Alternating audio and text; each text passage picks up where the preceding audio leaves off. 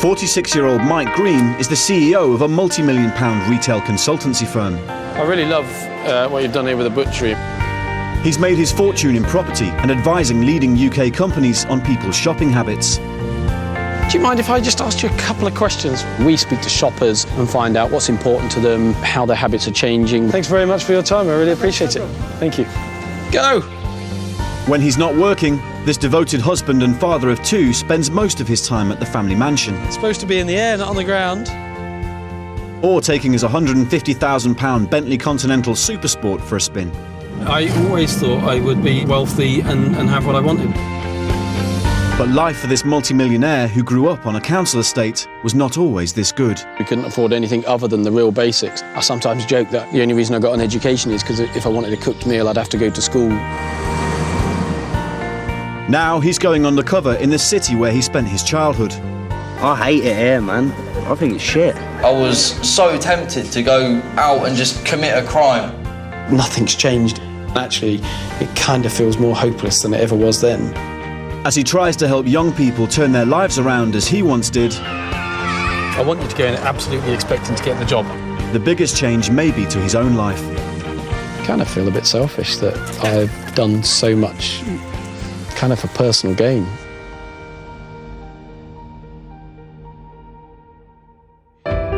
Show me. Does that mean I can dance with you on the day? No! Oh. Multi-millionaire Mike Greene is a family man. Yeah, best dad in the world. He loves to spend his money providing wife Julia and their two daughters with a good life. Well, we'll go chopping this. Be careful. Ready? Run our fingers up there. All right, bring them across. Their home is a 7-bedroom mansion set in 3 acres of countryside, where daughters 8-year-old Amelia and 12-year-old Rosie have everything they could wish for. This is our horse called Yogi. Needs a good groom, girls. We made like an obstacle course around. Oh, I thought you had to go in it, Rosie. Well, yeah, but I'm not doing it. You're cheating. This is my favourite pink pig. I'll show you my favourite dress. I got these this year when we went to Florida. How's tea coming along? The only thing the children are missing is their hard-working father. Got one. I think sometimes he should relax a little bit more because sometimes he's so busy working that he misses out on some things. What was your potatoes like that you helped with, Amelia? Tried one? He's worked so hard because he doesn't ever want his children to feel how he did when he was a child. Mike's own childhood was very different to his daughter's. Come on, do this gardening. Oh, my God. Make sure you do the bottom, Michael. Oh. Please. You can tell he'd had someone else do it for him, can't you? His father abandoned the family when he was just 4 years old, leaving his mum struggling to feed and clothe all the children alone. My mum had to work. She was on her own with 4 children. Always remember being in bed, going to bed with my mum working away on sewing machines. No, just the floor. We ended up living in a care home with my mum for a while, and then a caravan for 4 years. We couldn't afford anything other than the real basics. Fed up with seeing his mother struggling to survive, Mike got a job as a newspaper boy when he was just 7 years old.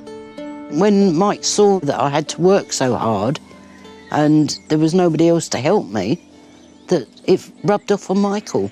He did look himself as a breadwinner. And if life was hard at home, it was even tougher at school. I just don't remember many weeks when there wouldn't be a fight of some kind, either because we were seen as scruffy kids, we'd wear jumble sale clothes and hand-me-downs. I remember a science teacher threw a board rubber at me and said, "You're a waste of skin and you're never going to amount to anything." I was embarrassed in class, I felt stupid. They could have destroyed me. Just as he'd hit an all-time low, he was thrown a lifeline. The newsagent who'd hired him as a paperboy offered him a Saturday job. He said, "Listen, lad, you do a great job, you could have a Saturday job, but you need to go out and buy yourself a shirt and a tie." I thought, my God, I've got to work the tills, I've got to, look smart, I've got to deal with customers and everything else. It was a challenge, but I thought if he believes in me, he's a manager, which, at that point, a manager, such a high role. He wouldn't risk his job if he didn't think I had it, so maybe I have. Mike rose quickly to the top ranks of retail management, and by the age of 38, he'd become a multi-millionaire. I can easily see how if that one belief in me didn't exist, I would have just carried on to the life that I was destined to have, if you like, with that environment, I guess. Now Mike will go undercover and see if he can make a difference to a young life, like the newsagent did for him.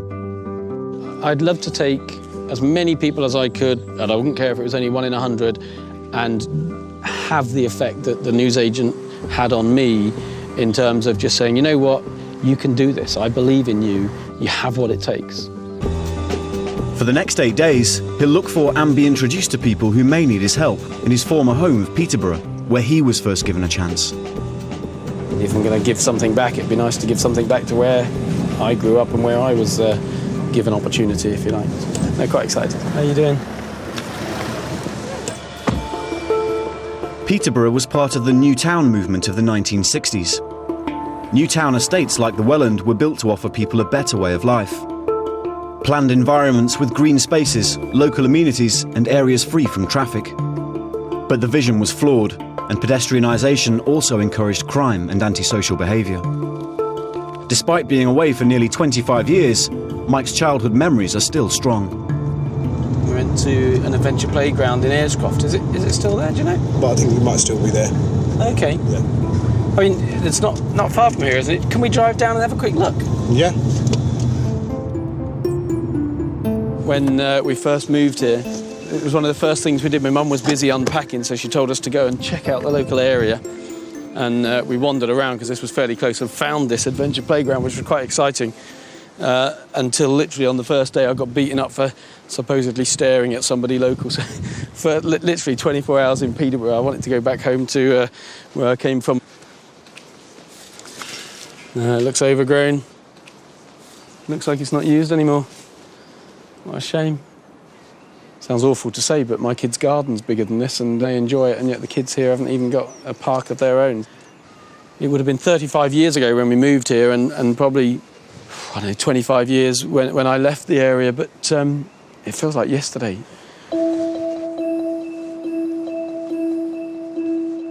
Mike will be spending time in Dogsthorpe, one of the most deprived areas in Peterborough, close to where he was brought up. This is lovely. Looks like someone's thrown up all over the window. Oh. Smells good too.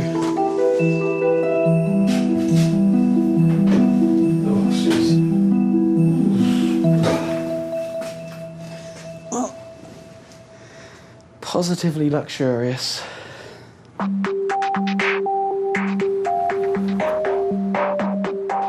Having settled into his new home, Mike wants to see just how much his childhood city has changed. The kids hanging out on the phone and that, like... Yeah.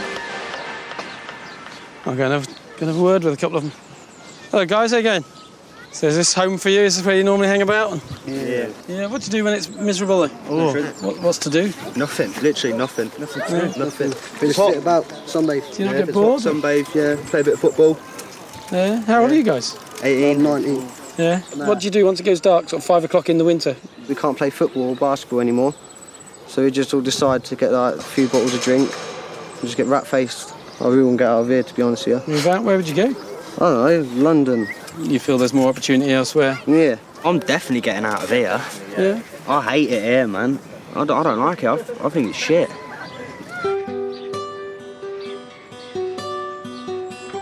You know, it feels something like nothing's changed in some ways.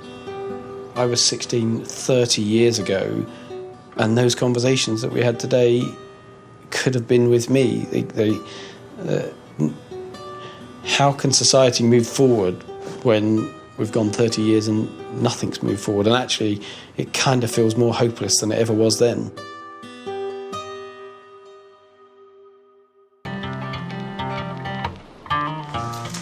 Oh, shit. I don't need to go to the shower for a shower. Bloody roofs. Well, I could probably promote that as an extra shower in the places. Multi-millionaire Mike Greene is starting a secret life in the city of Peterborough, where he grew up. It's coming down all over here. Because of his own childhood growing up in poverty, he's keen to find charities for young people and children that may need help. A couple of different ones here. There's one I particularly like that is called Time Stop. It's not far from here, actually. More than 78,000 young people in the UK experience homelessness every year. The Time Stop Hostel provides accommodation for young people in Peterborough. OK, so who's going to volunteer to do what? Sally Palmer is a project worker. Her job is to help the residents find more permanent accommodation and to get their lives back on track. Mike has told Sally that he's a store manager thinking of setting up his own charity and is road testing work at different organisations for a television documentary. Hello, it's Mike Martin. Hello, I'm Sally. Welcome to Time Stop. Come Lovely in. to meet you. And you. To help Mike make up his mind about the kinds of charities he wants to get involved with, Sally has agreed to take him on for a couple of shifts. So this is a short stay hostel. It's for 3 months. We've got 22 rooms here, and the residents are aged 16 to 25. Okay. So today you're going to be helping us with one of the life skills, which is a cooking session. The one thing that always comes up is a Sunday dinner. I think everybody misses having a Sunday dinner, and it resembles being part of a family. Such a simple thing, but you can see how it's the symbol of family life. It's or normality. Yeah. Exactly. Here we go again. This is Mike, everybody. Hello. How are we doing? Hiya. He's going to come in today and do our cooking session with us. Can you cook? No. But you go easy on me. So, right, get your hands washed then, please. Why do we wash our hands? Hygiene. Time Stop teaches the residents skills like cooking and budgeting to prepare them for independent living when they leave the hostel. Can anybody tell me what we don't do with knives? Throw them. Throw them, excellent. Jay said that the chicken is going to take about an hour and a half to cook. Yeah. Basically, if we get everything prepared... Everything prepared, excellent. I'll prepare the chicken now. Here we go. Do you want to take the ends off that one? So what would you do if you didn't have this place? When I was on the streets, before I moved into here, I was so tempted to go out and just commit a crime just so I could get some food and a roof over my head. I'm checking that you can actually peel a carrot. It's not doing too bad, actually. I'll blame the peeler if it doesn't. Yeah, I would do that too. If you hadn't had a chance to come here, how would life be different for you? I would probably be in jail. There we go. Go through, boys, go through. So you guys must be hungry after smelling that for the last hour or so. Sorry. I'm serving myself. I'm starving. Just something as simple as Sunday lunch. I suppose the more you think about it, it's something they haven't had. It's a symbol of family life that they haven't experienced. Thank you very much. Well, everyone's stuck in, so thank you. This is great, and I'm honoured to be able to join you for it. Thank you. You're welcome. If there was a typical or a couple of examples of what brings people to Time Stop, what would they be? I would say that mostly it's due to step-parents. You know, mum or dad has got a new partner and they don't see eye to eye. It must have a huge impact on them, though, to be rejected in favour of someone who's just turned up. Yeah, of course. It knocks their confidence. Yeah. I think the least that we can hope for is that they leave here with ambition. You know, they leave here wanting to change their lives and us giving them the know-how how to do that, to get themselves on the right track. I can relate to them, to kids leaving home, wanting to leave home, because it's how I felt. I wanted to get away from that environment. Everyone's got to have somewhere, someone they can go to at some point, and that's, I guess, tough for these kids. Yeah.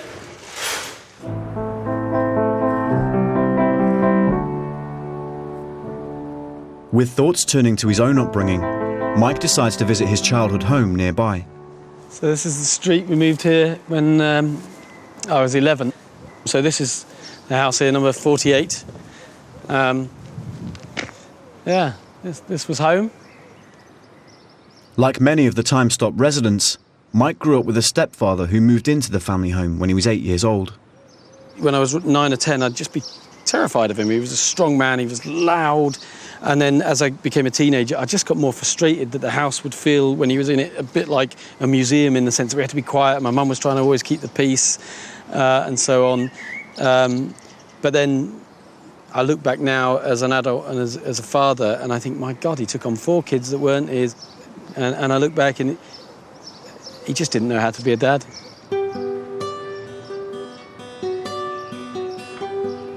There's a kid, the starter motors used to bit of a tap, get them going. Maybe not. Hey Rose, how you going? Good. How did speech day go? As good as a half-hour speech can go. Oh, right, because you had to leave for Amelia's piano. All right, love you lots, darling. Love you. Bye-bye. After wandering around where I used to live today, I'm glad my kids haven't got to go through that. I was putting things in place to give them a different life and to make sure they didn't have to have the upbringing or the challenges, I guess, that we had as we grew up.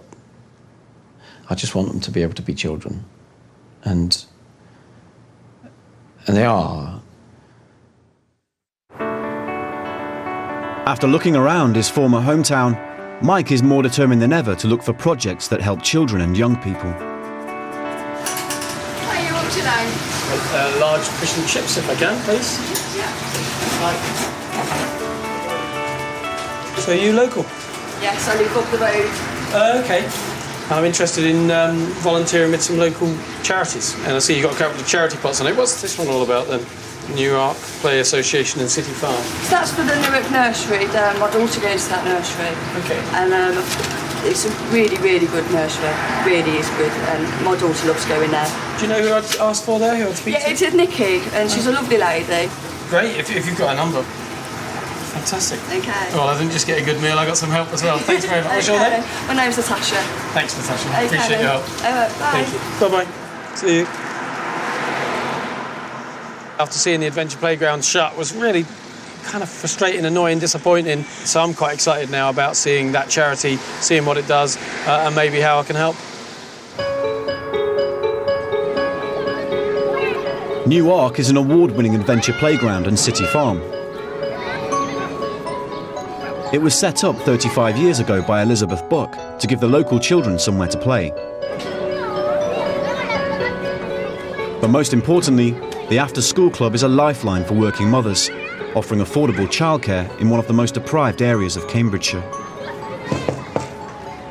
Hi, is it Nikki? This is. Hi, it's Mike. We spoke on the phone. Manager Nicky Anderson runs Newark along with an army of volunteers. Using his cover story, Mike has asked whether they can give him some work experience. So what work have you got for me to do then? Oh, I can think. Oh, they're not going to be all messy, are they? Yeah. Okay. I can see that big rooster now. He looks a bit scary. Go on, I'll come after you. For them. They hide them. We search around. Okay. Oh, look, I've got duck poo on my hands now. Wow! Look at that. There's been a busy duck here. Yeah. How many have we got? Who wants to count them up? What do you like? The farm is just amazing. What's your favourite thing about it? The farm. Yeah? Because I love animals so much. You can't be bored here. No. There's no way you can be bored. Do I get an award for the cleanest egg? No, because we've got I'll serve her around. clean award. Just a clap. Well, that's a chicken egg. That's been bought from a shop, really, isn't it? No, it hasn't. Oh, I think you've tricked me. With the average cost of childcare being £97 a week, the children are not the only ones to benefit from Newark, as the charity charges just £55 a year. Hello. Stacey Bastian is only able to work because her children attend Newark. If you didn't have this place to use, how difficult would life be? There wouldn't be any point going back to work, really, because I was absolutely amazed at the price. £55 for the entire year. It's just, I don't know how they managed to do it. Yeah. I'd be paying sort of £35 a day for nursery and things like that. So, or childcare, after school sort of. So definitely makes your life easier and more affordable. Most definitely. You need to put a scoopful in there. Whole scoopful? Yeah, and then a little bit in there. And some in that one? Yeah, you've got to do it between four. There's four animals being fed Which here. animals are they? Sheep. One of the parents was saying to me, I think she said £55 a year. We're classed as an area of deprivation, so there are lots of families who are like one-parent families or working families. Yeah. But I think because of they say that it's deprivation, we have to keep the prices low, for them so they can access this sort of thing. Go on then. Quick, chase them.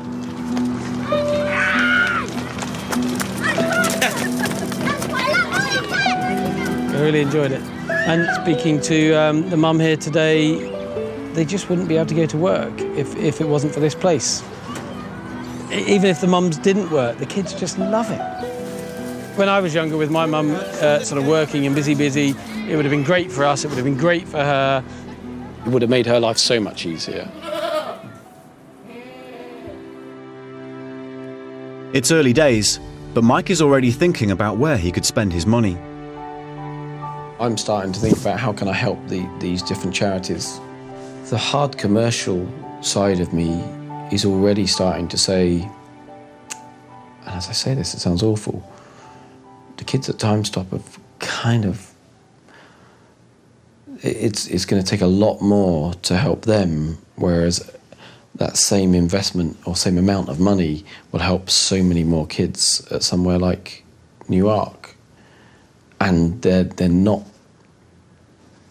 ruin's the wrong word, but they're not affected so much yet. So I can already feel myself moving more towards that, and I kind of feel guilty to make such a tough decision, but life is about having to make tough decisions.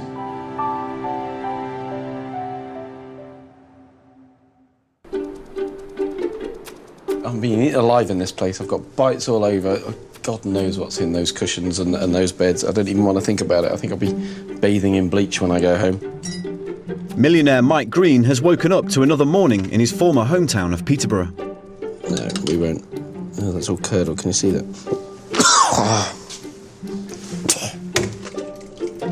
So I guess I won't be having coffee this morning. Oh, dear.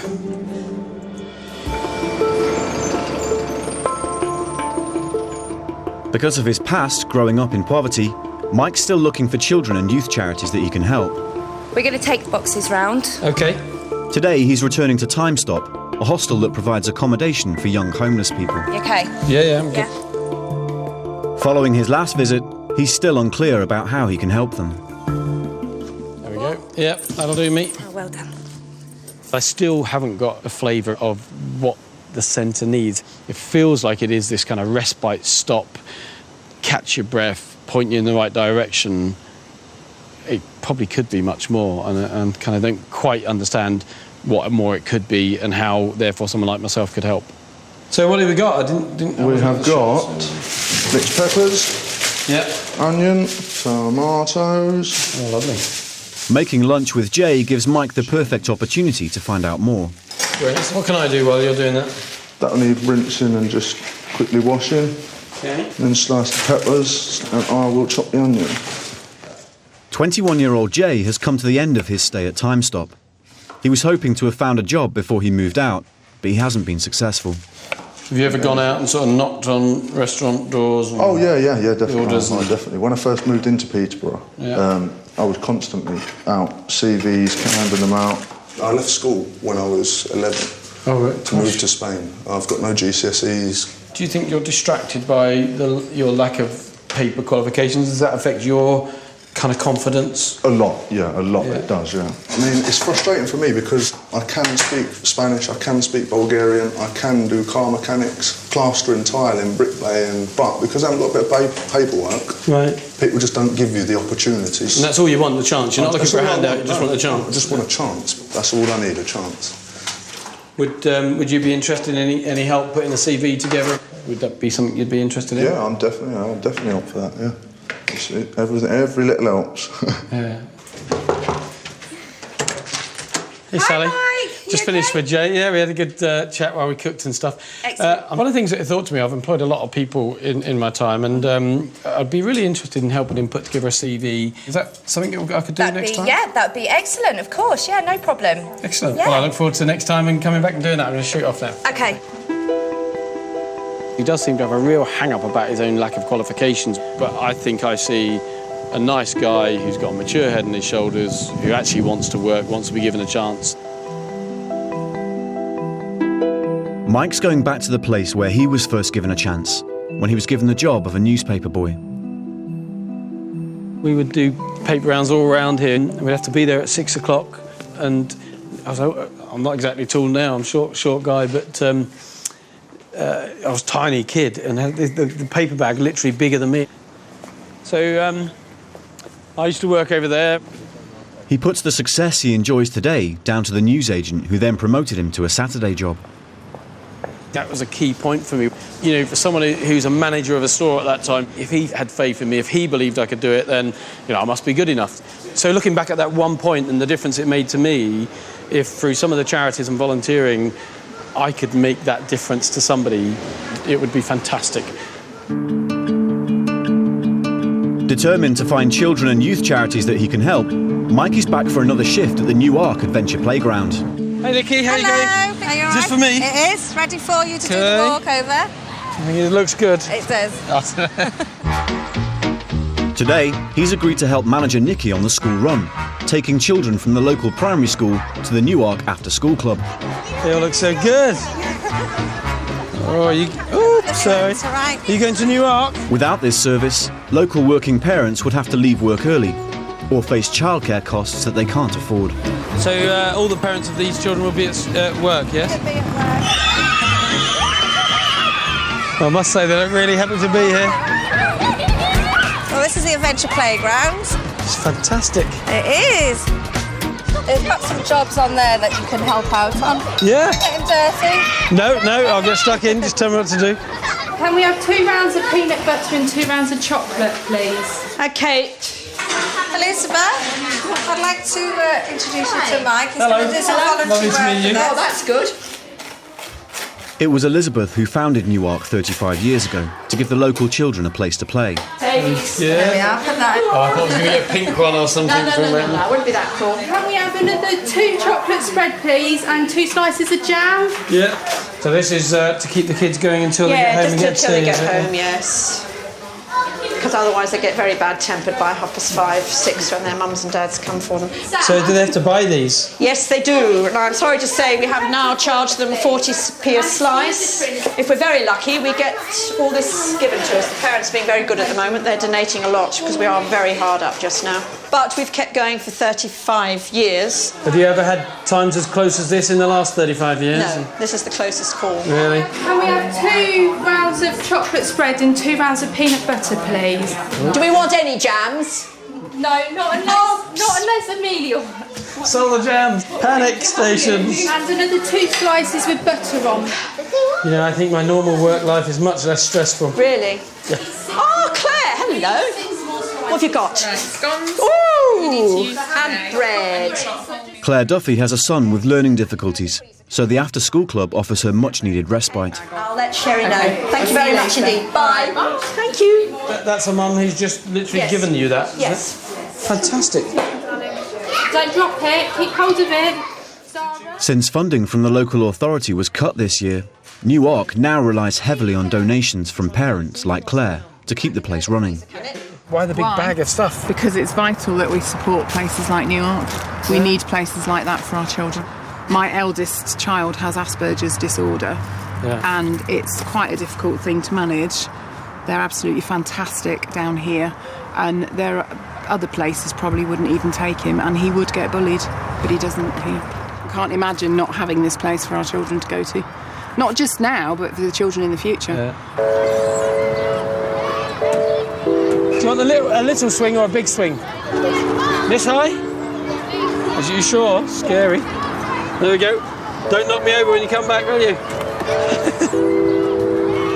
It's just desperately sad that it's come this close to closing. You know, those kids are so grateful for this place. You can see they're kind of itching from the minute they leave school.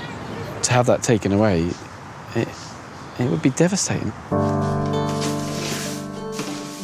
To learn more about why New Ark is so important for the local children, Mike asks Nikki if she could show him around the area.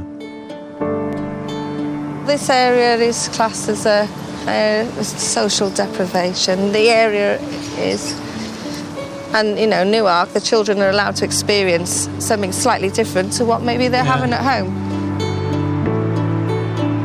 Tell me about the Ark and why that's important to you. It's important to me because I can identify with some of the children there who come. So, what was it like for you growing up?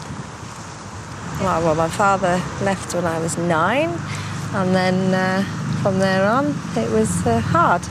I had to look after my brother and sister when they were little, just to help my mum out, really, because she wanted to work. I used to hate it. I used to hate having the responsibility. Do you connect with Newark from your childhood? Yes, I do, most definitely. I had something similar, you know, like Newark. Not as, obviously, as vast as it is, because it has developed over the years. But there was always somewhere to go if I didn't want to be at home. Because if I wasn't at school, I would want to not be at home. It's almost like Nikki is trying to stop anyone else having to experience what she's experienced. And I can see why, who wouldn't, but it's like she's trying to save the world. How admirable is that? It's fantastic.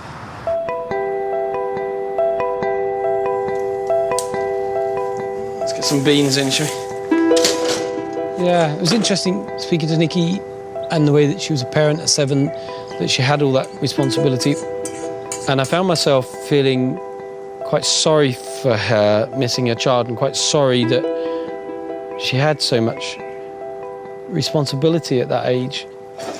But then it's interesting that I can feel, wow, she had a really tough life and it was hard, but I never felt that about myself, and yet really there was quite a lot of similarities. And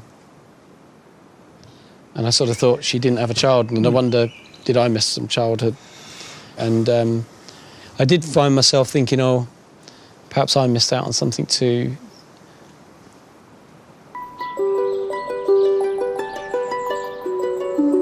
Mike's coming to the end of his time in Peterborough, and soon he'll have to make some tough decisions about who to help and how. I've looked at people like Nikki and Elizabeth, like Sally, and all of those people give so much, so selflessly, and kind of feel a bit selfish that I've done so much kind of for personal gain. Determined to try and make a difference, Mike's returning to Time Stop. He's asked Sally if he could use his experience as a store manager to help Jay put his CV together. Morning, guys. How are we going? Morning. You all right? You all seem wide awake and up and about today? Yeah. I'd really like to help Jay, because from what I've seen, there's no reason why he's not employable, and yet he's not getting a job. So is this your CV? This is my CV. The first sentence is, I went to live in Spain with my family in 2003. I left without any formal qualifications. So right up front, you're going straight in with an apology or straight in with something that's a weakness. I'd rather the employer know that I haven't got qualifications, rather than him read, and then kind of look for the qualifications and go, oh, he's not got any anyway. I'd rather him find out in the first place then. Yeah, but I guarantee they're not going to get beyond that if in the first few paragraphs you're telling them why they shouldn't employ you. If we ignored that and go straight into your personal profile, I'm fluent in both Spanish, Bulgarian, obviously English as well. God, you know, most people can only speak one language. So, have they got a computer here that we could rewrite this on and get ready to? No, there's no computers here, no. OK.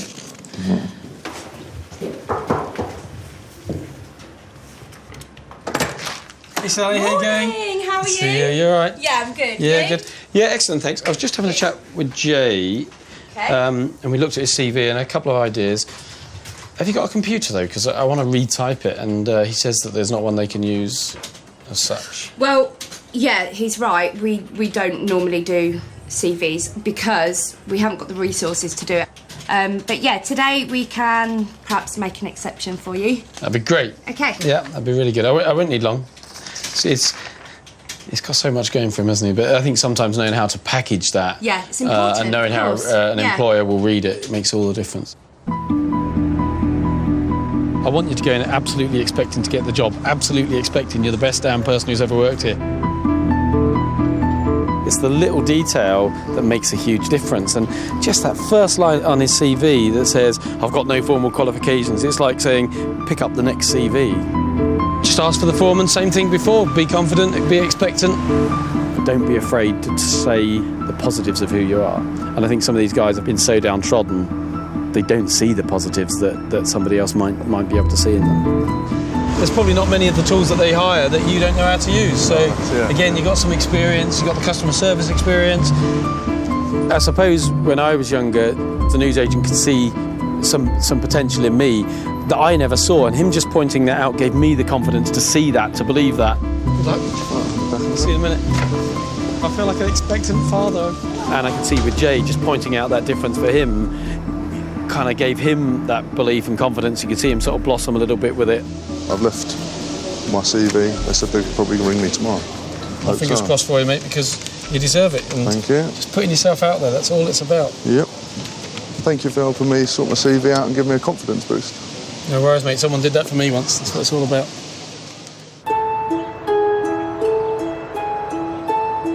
His day with Jay has inspired Mike to write to the one person who helped make him the millionaire he is today. It's the kind of thing I think of doing, but I just haven't done. It's always been prioritised. Something big has come along, or something more urgent or more pressing. But really, what is more urgent or pressing than saying thank you to someone who's changed your life? It's been 25 years or more since we last spoke. But this week I've been working with a film crew from Channel 4. In the last 30 years since starting work with you, my life has changed dramatically, and I have achieved success beyond anything I could have imagined back then. I honestly believe that the chance you gave me all those years ago was the springboard to the confidence and experience that has given me what I have today. So thank you for giving a scruffy but hard-working little kid the chance to prove that everyone can be someone.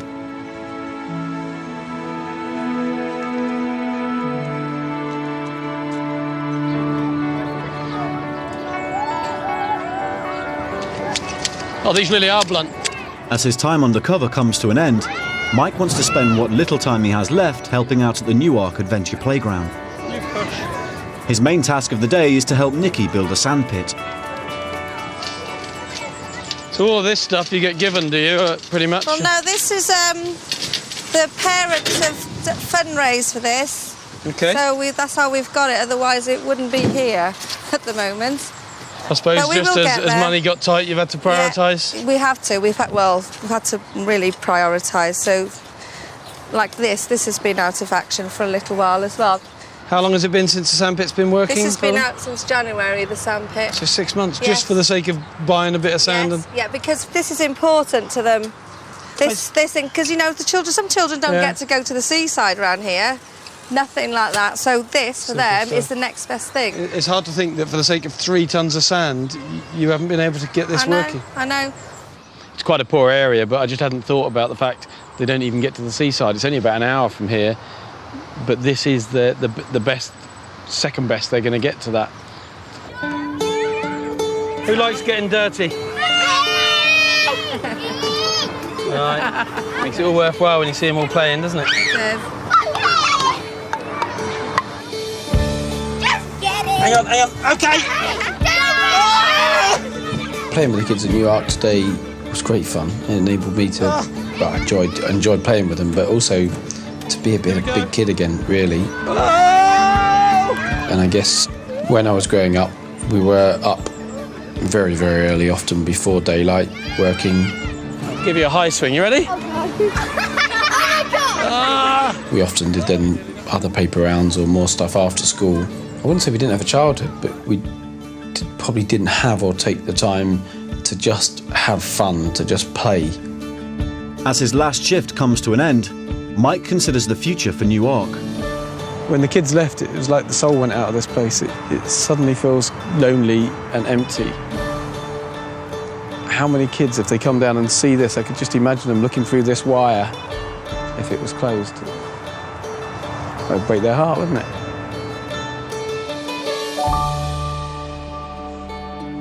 Tomorrow, Mike will give away thousands of pounds that will change people's lives.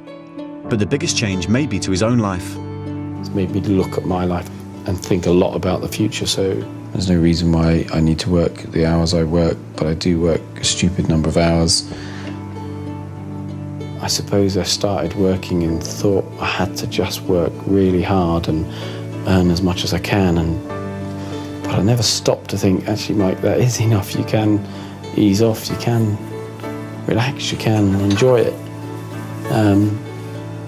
Start feeling in that I could have, I should have, I would have done this if I had the time. Well, there's nothing stopping me having the time, except me, I guess.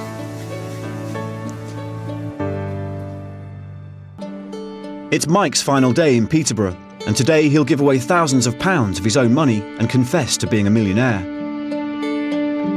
I'm really glad I came back to Peterborough to work with some of the charities. I left 30 years ago, or 25, 30 years ago, to get away from it, really, to try and chase down a career. And I've come back and really not much has changed at all. The same problems exist, but maybe now I can do something about it. This one's been the hardest for me, really, because even from my own background, I came with all sorts of prejudices. But now I absolutely get that this is about giving people a second chance. And I was given a chance when I was a scruffy little kid, and I realise now just how important that is to somebody. Having believed his cover story that he's a store manager thinking of setting up his own charity, Sally thinks that Mike has come back for an end-of-week appraisal. How'd it get on? I'd say your listening skills, which are important, are excellent. You've spoke to everybody who wanted to speak to you. You haven't passed judgment on anybody, which is great. I started the week asking the question of how can someone like me volunteer to help? Yeah. And it did make me realise that something as simple as helping with a CV is a way I could help. And and I really would like to volunteer two evenings a month to come back and do some of that with the guys. Wow. And because it struck a chord with me so much, and this place is about giving people a chance, I want to donate a little something. I've got a cheque here for £20,000 that I'd like to give you to help the guys and buy some computers and pay for some training for them. Oh my God, thank you. I don't know what to say. Thank you. Not at all. It really makes the difference to me to see the way that you're helping these guys. I can't. I don't think I can talk. I think I'm going to cry. And I don't know what else to say, but thank you. Thank you so much. Okay. I've also got to come clean with you. My name isn't Mike Martin, it's Mike Greene. It's a secret millionaire, and I'm a secret millionaire, which is why I wanted to give back to people with backgrounds like me. Oh, thank you.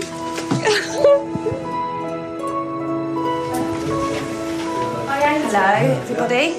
Morning, guys. Hello. Oh, wow, this is good. Mike has just very kindly donated Time Stop £20,000. Oh, sorry. Yeah, not at all. A pleasure. I really enjoyed being with you guys. And I'm a bit emotional, so I might cry. Thank you. You like our Santa Claus. One of the guys, while we were just chatting quickly, said, "Why Time Stop?" As if we're not worthy, you know.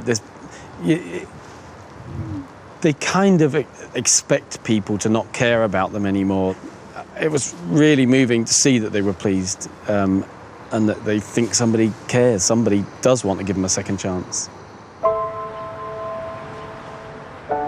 This one's the closest to my heart, really, and I would have loved it as a kid. It really just gives kids a chance to be children. I do want my daughters to become members here, because I don't live that far away. That'd be lovely. And I'd like to bring them back, and I'd like to help out when I can. Yeah. So I wanted to do that. But it's about giving children their childhood back. Yes, it is. And then when I was speaking to you on Wednesday, I realised that in some ways both of us probably missed out on some of our childhood. I couldn't bear the thought of this place closing down. It's really special. You guys are really special. So I'd like to give you a little something. I'd like to give you a cheque for £40,000. You touched me, and it really hit a special place in my heart. I can't explain how much it means. When I tell the girls out there, they're going to be overwhelmed. It was hard enough telling them January that we might not be open, so this is just So now they'll know that they're safe for the time being. And I mean, really, we only work from here to year, yeah, so we do. That's like forever for us. Well, as long as I'm around, this place isn't going to close down. Oh, God, you're better than ever. Oh, you're wonderful. His name, he told me, was Mike Martin. It's not, it's Mike Greene, and he's just given us £40,000. Oh, my God. Oh. It's a special place, and what you guys do is special to see the kids going out there. Oh, that's all right. That's okay. Hey. Make some noise!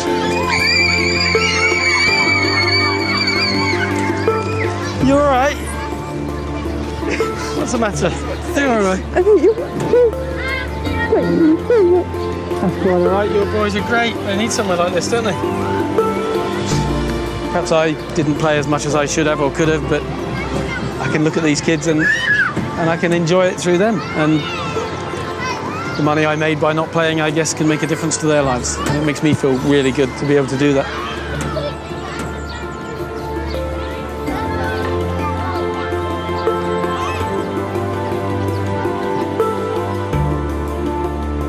As Mike returns home after 8 days undercover, he's decided to make a big change to his own life.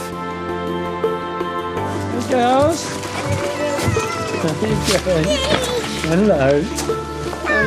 For my own girls, I just want to be around more, and I think I'd have a bit more of my own childhood back by playing with them in the way that, a bit more in the way that I played with the kids, rolling down the hill and just fooling around, really.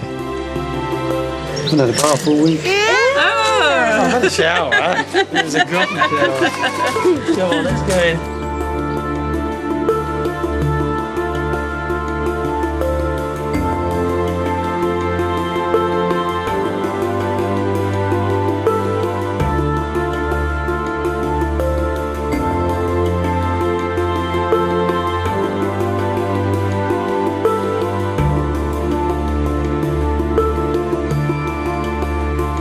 Well, you can watch more classic episodes from The Secret Millionaire with 4OD at channel4.com. Next tonight, Alan Carr gets chatty with Lady Gaga, Danny Minogue and Peter Kay.